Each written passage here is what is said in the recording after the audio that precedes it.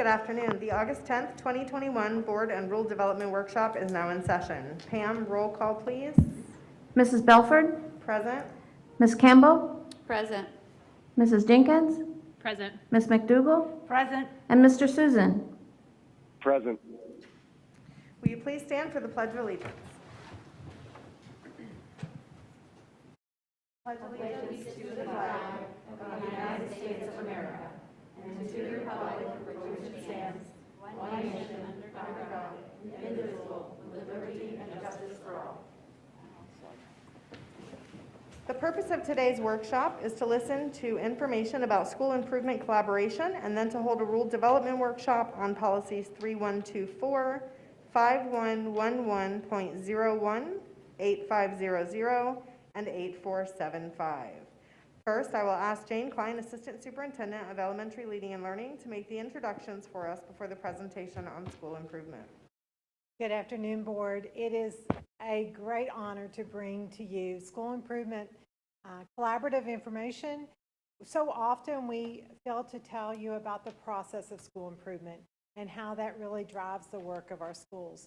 And as we're starting this school year today, we know that this school improvement planning process is what is driving our instruction for the year. We're also going to spend some time with you today talking about the Bureau of School Improvement. There were years when people got a little nervous when the Bureau of School Improvement was working with your school. What we've known and the relationship we've developed, and I know that part of the reason for this great relationship are the two ladies who are going to present to you. But our relationship is that not only as their thought partners, but they are building and helping us to improve instruction for every teacher in every classroom.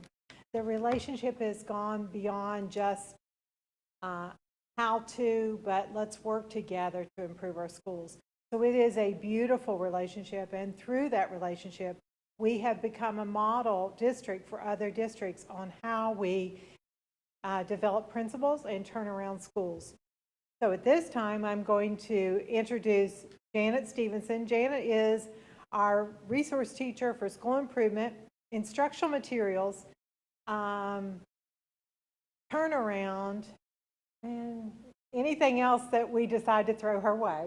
But Janet's going to talk to us about the school improvement process, and then following up with her is Ms. Tara Harris, who is Director of Elementary Leading and Learning and works directly with our turnaround schools. So, Ms. Stevens.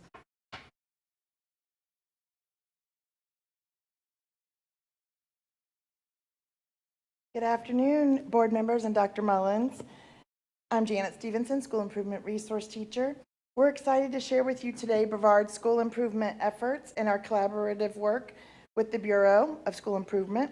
To frame our thinking for today, first you'll hear a quick review of Brevard's school improvement planning process. Then you'll learn how we collaborate with the BSI to help build sustainable systems at the district level to support change and progress monitor our priority schools.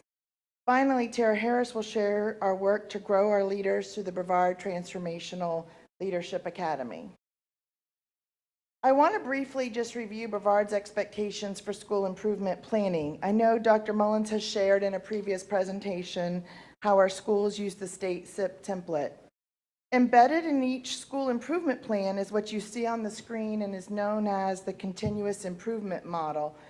Where it has plan, do, act, or plan, do, check, and act. Just so you understand the timeline of this model, typically school leaders spend time at the end of the year, in the summer, and at the beginning of the year creating the plan and the timeline for the do.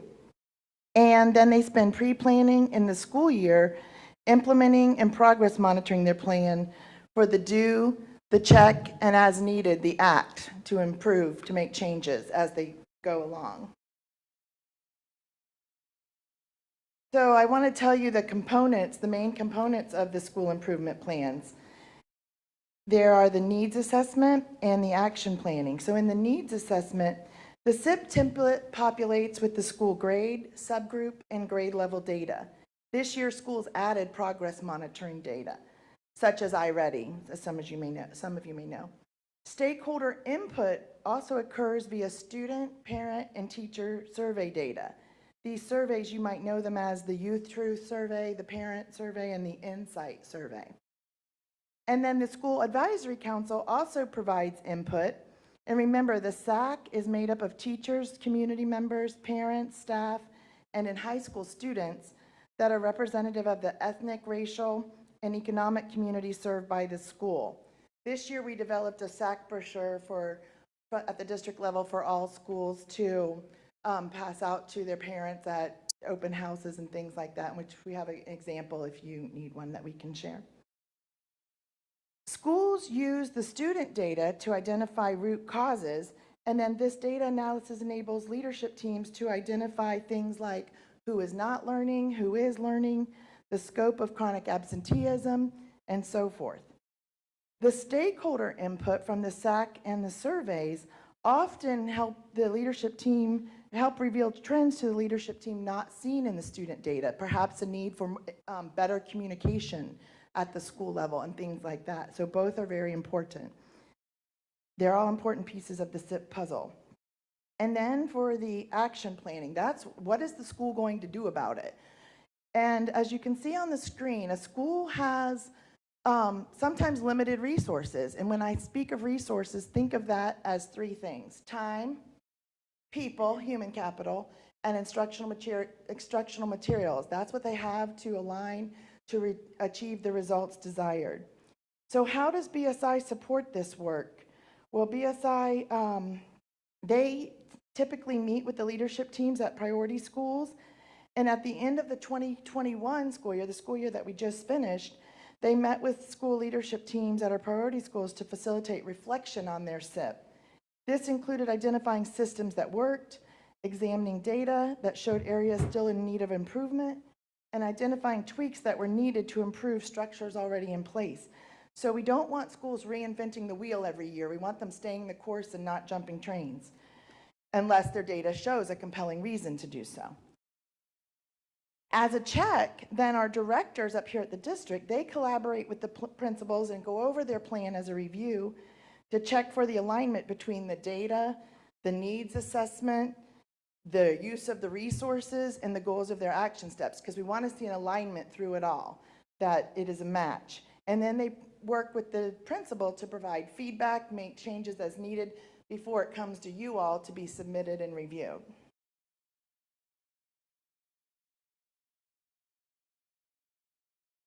So on this slide, the strength of the BSI work is their support to assist with that check, as you can see on the screen, that checking piece once the school year is in progress and throughout the year through priority school visits. I'm going to explain to you briefly how this process looked for the 2021 school year, the one we just finished. So it looked like monthly and up to twice a month at some schools visits with the a BSI representative, a director, myself, at the school leadership team, and we would meet to monitor their SIP implementation, monitor how they're using their resources, instruction, and student data. Typically, the principal leads these meetings through sharing their focus, how they're using their resources, what needs they might have at the minute, what action steps they've already implemented, and what their strengths and opportunities are. These system checks, they include classroom walks to monitor instructional progress, coaching, and feedback systems. We kind of look at it to see, are all these things working together to provide high-quality instruction? Quarterly, we might look at student progress monitoring data, and that would be shared for what we call the reality check to determine the impact. Okay, if the adults in the building are doing what they need to do, is it having an impact on what the students are doing? And if not, what do we need to look at in those resources to rework what is happening at the school? Because we never want to wait to the end of the year to assess, oh boy, that didn't work. We want to catch it the sooner the better. So that's why these visits are so important. And the BSI lens helps us by bringing an outside perspective and helps the leader via ideas learned from working with other priority schools, sharing from other districts what they've seen, and just really being a thought partner on improving outcomes for instruction and student learning. Often because of this outside lens, the BSI can provide leverage a principal might need to make changes because it's an outside set of eyes, not just someone from our district. And finally, a strength you see is the job-embedded training. Oftentimes, members of this leadership team at the school is the assistant principal, the coaches, and oftentimes the principal charges the assistant principal or the coach with doing the presenting. They lead a instructional walkthrough team, and they become adept at knowing their school data and knowing how the resources are being used, so that they then will become an effective leader as they move up. And it's kind of, I call it, and the state calls it like a gradual release model. Their goal is to train us so they might not have to visit us. And actually, they're visiting us voluntarily because we don't have schools in turnaround. So on this next slide, as the school year ended in May, we tapped into our BSI partners to help district leadership up here reflect and build systems to support school improvement. This slide shows some of the outcomes of that work that are newer systems in place to support priority school improvement. And these ideas, a lot of them, 2 of the 3 at least, we got from the BSI state work that they do and just adapted it for our district. So one of them is growing priority school leaders through professional learning communities, but very specific. For school year 21-22, we want to support our priority school leaders through small group meetups where they're designed to meet specific leader and school needs. So for just an example, if there are leaders who might both need to work on culture, or 3 principals that might need to work on a feedback loop to make sure their teachers are getting feedback to effectively improve instruction, we might match them up to be a PLC. Finally, the next 2 things we affectionately call the BYAG and the DFT, the Director Focus Document. As part of school improvement, we're always striving to be what I call consciously competent, because we know, we want to know what actions caused us to be successful. If we know what actions caused us to be successful, it's highly likely that we can repeat those results and get better. That's the purpose for these next 2 things. So first, I'm going to share the Brevard Year at a Glance, and if it's on your screen, you can probably click on it too to bring up the Google Doc. So this Brevard Year at a Glance is a way to improve our shared accountability across directors, across associate superintendents, departments, all those things.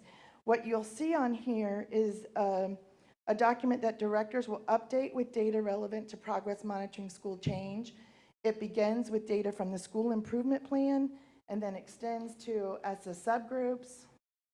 It extends to what happened at the initial meeting at the start of the year, what was identified as our areas of focus, what were our subgroups, and then it goes on to then identify what happened at the instructional review. Again, it's just a one-stop shop to improve communication and accountability so that perhaps somebody in student services could look at this document and find out more about what was revealed at our walkthrough if they weren't able to attend, especially in the realm of like maybe we have a opening for an ESE teacher, and that's essential to school improvement there, and perhaps they could look at this and help support. So anyway, this goes on throughout the whole year where we will be using it to improve our own shared accountability up here and improve our communication. And then the next system we developed, it was really to build the capacity of all our directors up here in leading and learning. So the BSI facilitated the directors to generate kind of like I call it naming what we do. They know what to do each month, but this kind of just names it. We're looking at these specific things in June and July for school improvement. We're looking at staffing at the beginning of the school year and actually throughout the whole school year, and we're looking at culture. And then those things grow as the school year progresses, but it helps just build our consistency and our capacity at multiple points in the year to just name what makes us successful and keep everybody with the data and the student achievement and the staffing at the forefront of their mind as we go through it.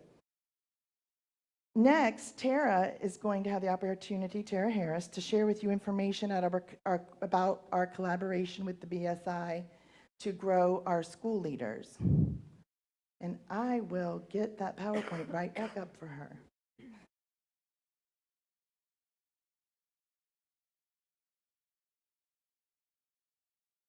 Good afternoon. I'm Tara Harris, one of the directors in Elementary Leading and Learning. And I think it's such a nice collaboration that Janet kind of kicked off with is we don't have to have BSI in our schools right now. Brevard is very blessed that in 2019 we had 0 D schools, and so they are not required to support.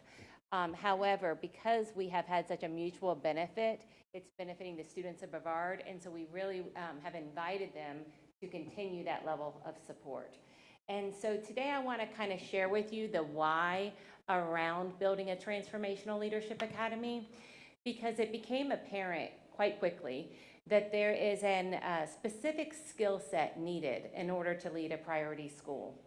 Just as our students, we know the higher the deficit they have in learning, the more apt this toolbox needs to be of that classroom teacher serving them. That is the same with our school leaders. The higher the percentage of non-proficient students in the school, the more intense the toolbox needs to be of that school leader in order to serve the needs of the school. So we also know that our schools that are underperforming oftentimes have a large set of barriers that are impeding that academic success. So when we think of those, we think of things like attendance, positive or not school culture, community perception, high teacher turnover that also speaks to that level of experience that our teachers bring to the table, parental engagement, what does that look like at the school? And so we know that we need to build leaders that can enhance or overcome those barriers, because at the end of the day, we want our students being served with excellence. So we have created this as a proactive approach to build the skill set of our sitting school leaders. And so with this work around transformational leadership, we want to build our own, and so that they can now serve any student or any school in Brevard. This is also a proactive strategy if we're being, very transparent. We know that if a school does not continue to improve outcomes for students, we know that they can be identified as a turnaround school by the state. We know there are sanctions that come in that are quite costly. We know of having to hire external operators, and we are hoping that this is an approach that prevents Brevard from having to ever spend money on those sanctions. And so if we can keep our schools high performing, we can reduce that likelihood.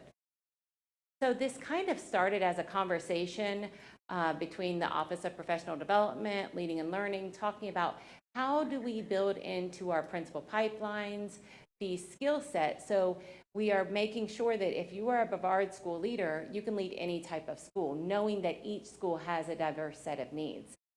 So what went from that conversation but morphed then into a 6-series leadership program with collaboration of our Bureau of School Improvement led us to the work where we could identify those leaders that of course are passionate about education, but also have a grit to make a difference in our priority schools.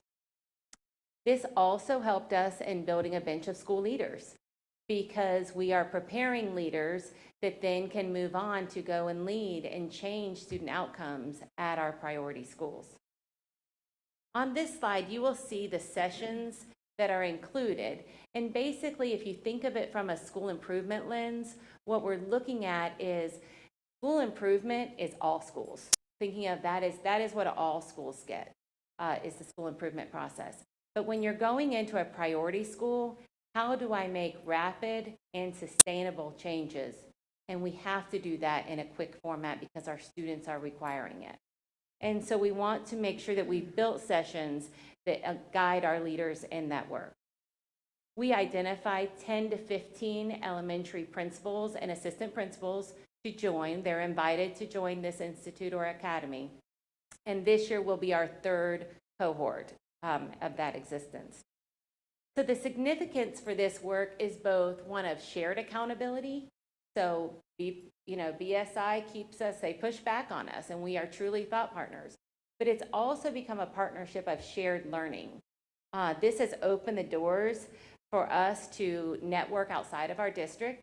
And so while we may have, when we think of schools identified as turnaround, a few schools that are truly having all of the barriers that lead to that, we have surrounding counties that are doing that same type of work. So when we can cross-network with both school leaders and district leaders, we're able to all become better. And I think if, I look at it, initially I was like, well, I don't want them to, we built this academy.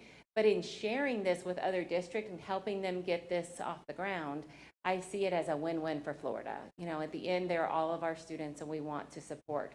So this network and partnership has truly changed so that we all are building successful programs.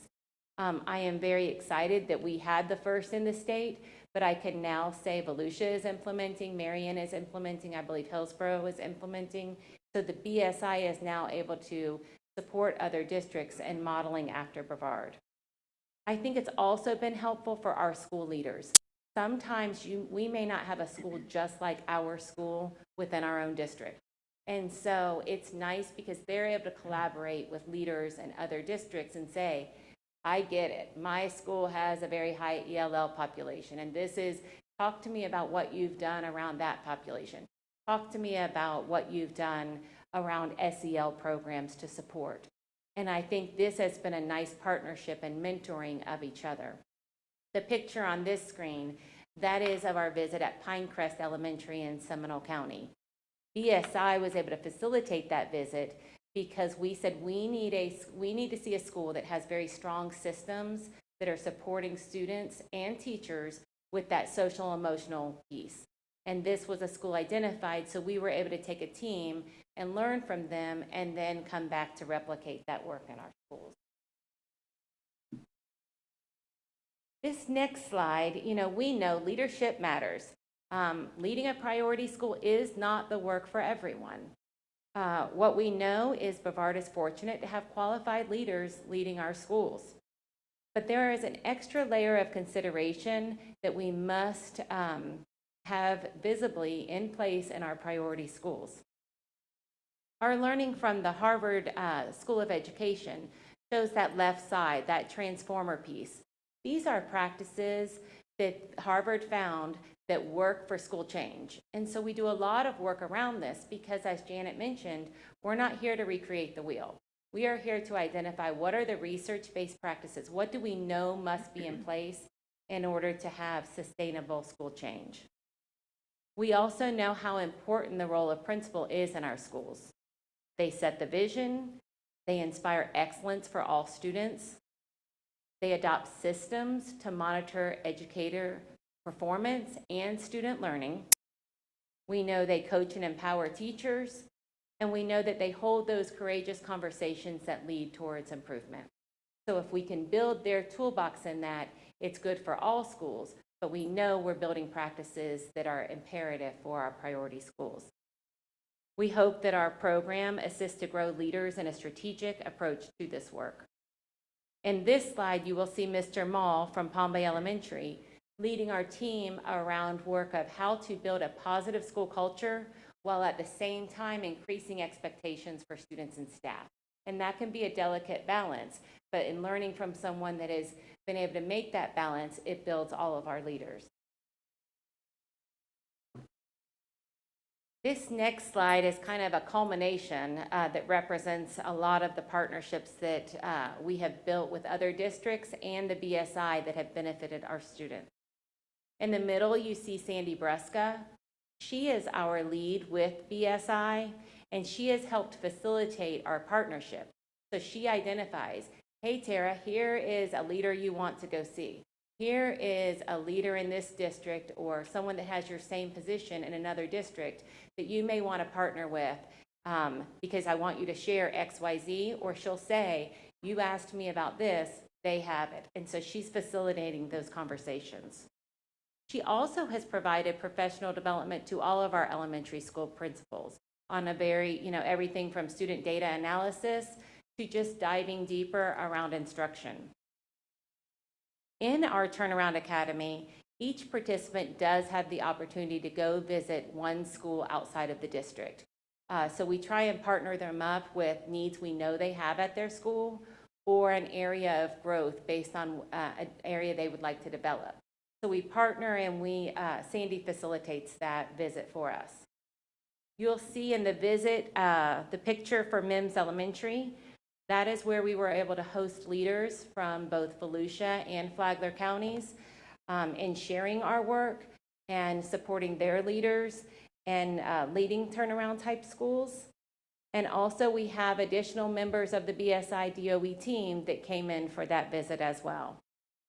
You may also notice the assistant principals that have participated in our program are now our recently appointed school principals. And so it is truly a pipeline to their success. The bottom left picture, that shows the team that was able to travel to Harvard to attend the Turnaround Institute, where we were able to collaborate with school leaders doing the same work in their state and in countries around the world. And so that learning we have brought back, and we are able to implement that into everything that we do. So Janet mentioned having schools really focus on that continuous improvement model, and we also want to model that practice with this program.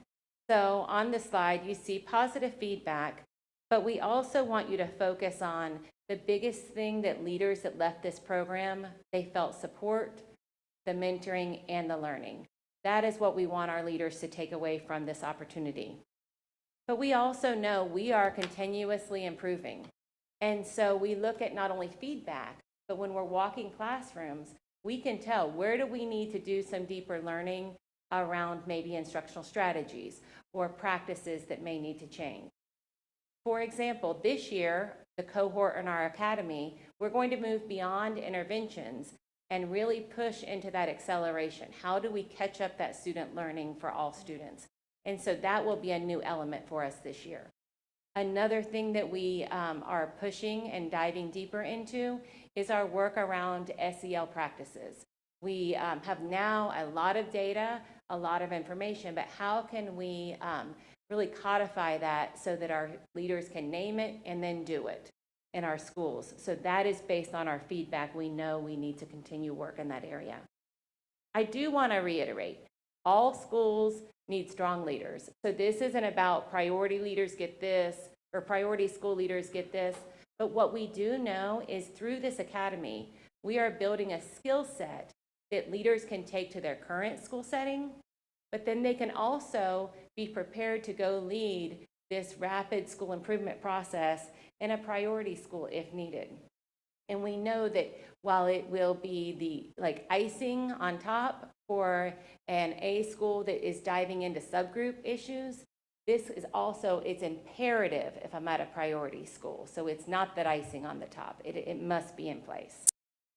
So we know that serving in our priority schools is a challenge for all involved, and especially when we focus so much around the school improvement process. We also know the pandemic has created new challenges that we were not aware of.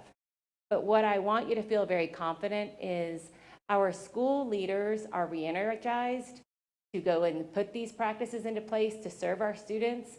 They were excited to put things into place effective today. They're very excited to welcome their students back. They are on a new trajectory. And I think it's important that we all know we are motivated by the students depending on us. This is the only work that can change trajectories for students.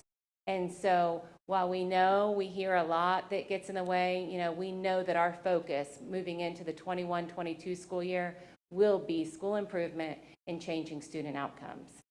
So I just want to thank you for letting us share this most intentional work, and we are open to any questions or address any concerns that you may have. Thank you, Tara and Janet and Jane. Anyone have questions or comments? Ms. McDougall? Yeah. Anyone? Second, you're on. No, I'm not. Am I? Okay, no lights on, that's why I was wondering. Yeah, you're good. First, I want to thank you very much. Very interesting information, and really, I'm excited that we are the first academy, and they have cloned this throughout the state, so well done, well done. So here's my question. So get into the academy. are they handpicked by you all, or how does that work? I mean, if somebody had an interest, is there a way that they might be able to get into it? Because it is, you're right, it's not everybody is cut out to be in a turnaround school. It does take a lot more work. Interesting that you say that, because the first year that we wanted to do this, we were afraid we would invite people and no one would want to do this. Because if we're being, we're asking you to level up. And so we crafted a very nice invitation, and we identified those leaders that have sought out extra opportunities and that have, shown an interest in this area. And so Mrs. Cline sent out the invite, and immediately, all of a sudden the feedback was, does this mean I'm going to be transferred to a priority school? Does this mean I'm going to this school? So since then, in the invite, we have added that sentence. This does not mean that you, but we are very transparent in that we, that first year we invited leaders, but they had the option to say no. No questions asked. This is an opportunity if you wish to participate. Since then, what's hilarious to us is when leaders are not invited, why wasn't I picked? And here we were so worried about not having participation. And so now going into our third year, our second year, we missed the graduation for that group. So they got to do all the experiences, but because of that last grading period, we didn't have the graduation. So now we work with the directors, and we, you have principals that have kind of mentioned this opportunity. My hope is that one day all of our leaders will have gone through this program, because we can keep chipping away and getting them into it. So I hope that addresses the questions. If someone is not invited and is vocal to their director, which most of our principals are, they're open to those conversations, we try to specifically seek them out. So is it a 4-year university? I mean, I'm curious how that works. It's a 1-year program, Okay. and we did not have it last year due to the pandemic, but it is 9, 12, expect sessions. It's 6 sessions. We have a kickoff, and we're very clear in the kickoff is, here's what we're going to learn. We've built a website with resources. This is what we're going to dive into. If the invite intrigued you, but now sitting here, you're like, because it is one more thing. If this isn't for you, you have the opportunity to leave. So we do the 6 sessions, we have the kickoff, and then we do a graduation. Thank you very much. I'm very excited. It's a great program. Thank you. It is great. We have seen such transformation in our principals who have attended, and our assistant principals. You saw from the picture, most of the assistant principals that are in those pictures are now sitting principals and doing amazing work. I did want to add that, again, with our partnership with BSI, we were able to leverage them, and they are supporting now both Madison and Astronaut. So to continue that feeder chain, because they're at MIMS, Oak Park, Madison, and Astronaut, and so that continuum of their work and supporting the schools in that area. Anyone else have questions or comments? So I'm going to ask the $1 million question. Yes. We're seeing such great outcomes. How do we impact more? How do we expand with fidelity? We would have to have a larger team, because this is duties as assigned after hours for these two. This is beyond the workday, and so to be able to do it maybe first and second semester would be a lot added pressure on them. We also try not to pull schools when it's testing season or anything of that. We've thought about a summer program, but summer is so short and there's so much to do. Ms. Harris is responsible for all elementary curriculum, all instructional materials. So it is added responsibility. So it would be amazing if we had a transformational team, and that's what they did. Many districts do have that, but we are working the best we can to serve as many principals and leaders as we can. Thank you. Dr. Mullins, I think you were trying. Give me 1 second. I'll just make a couple additional notes. just because it was a little self-depreciating, the program was fully developed by the people you see sitting at these tables. The Bureau for School Improvement was brought in as a partner or a complement to what we had already developed, and when they saw what was happening in these sessions with our principals, their eyes were like, wow, this is important work, you're onto something. And they came along to ride the wave with us to then take it to other districts to replicate. So my enormous appreciation of this team who have so proactively and so assertively said there's something we need to do above and beyond to prepare and equip our leaders to serve at the next level.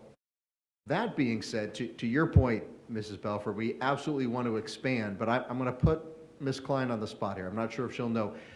But and I know you all are aware, when you think of the principal leadership turnover we've had over the last 2 or 3 years, I'm going to guess there is a high percentage of I know we're expanding to secondary this year, but in our elementary schools, half of our elementary principals in the first 3 years of their principalship, something like that. I know district-wide we're like at 60% plus of our principals are in the first 3 years of their principalship. So some of our principals are just developing their basic foundational, getting their feet under them as a principal. This is taking it to the next level. That is correct. You have to have an understanding of how the way of the work of being a principal is before you jump into this. But that is why we brought on some assistant principals, so that builds another level. When they're ready to be a principal, they've already had some of this work, and we tend to place the APs that have had this work at priority schools. For example, Oak Park. Ms. McDougall was she in the first group or second group? First group. And she was one of the ones, that summer I was able to obtain funding to send the team to Harvard for the Harvard Turnaround Institute, and they came back with amazing work. They didn't take me, but that's all right. I've gotten over it. Not really. But they came back with a lot of great ideas that they've implemented, and that team continues to. The great thing, it's this new cadre of people that rely on each other, and they call each other their thought partners, and they've become their own little team, and they expand that. I've watched as they develop their own assistant principals.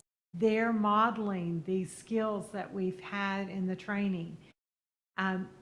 We're happy to send you invitations of when these sessions are. If you would like to come a night and observe, they're intense.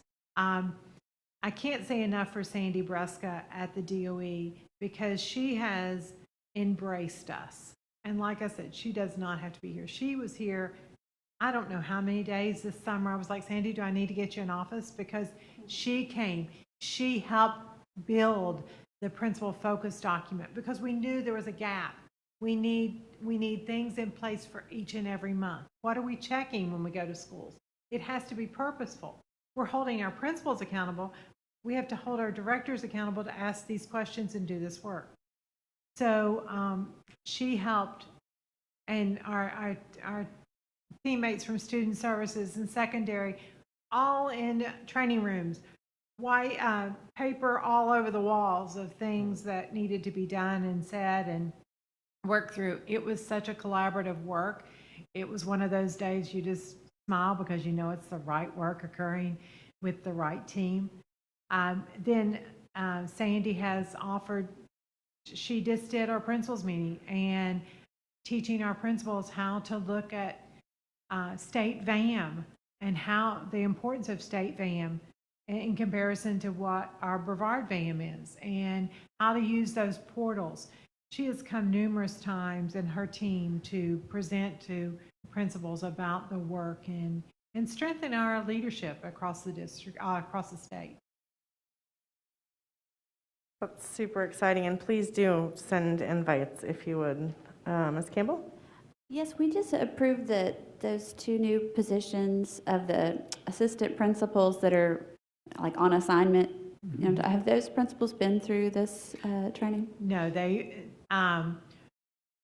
they are working more on the behavioral side of instruction and helping support principals. And so they are working more on helping with understanding behaviors and processes within the school. Good, thank you. Anyone else have any additional? Thank you so much for the work that you're doing and for taking the time to come and share it with us today, and just for your enormous commitment to our kids and making sure that we're doing all that we can for all of them. So we appreciate you. All right, we are now going to move into our rule development workshop. This is the public's first opportunity to make public comments regarding the revisions to current policies or new policies. Is there anyone here to address the revisions to Board Policy 3124, drug-free workplace? Is there anyone here to address revisions to Board Policy 3124, drug-free workplace? All right, is there anyone here to address Policy 5111.01, homeless students? Is there anyone here to address Policy 5111.01, homeless students? Is there anyone here to address the revisions for Policy 8500, food services? Is there anyone here to address the revisions for Policy 8500, food services? Lastly, is there anyone present to address Policy 8475, criminal background check for non-district personnel? Is there anyone present to address Policy 8475, criminal background check for non-district personnel? All right, that is going to conclude the rule development workshop. Hearing nothing further, this meeting is now adjourned.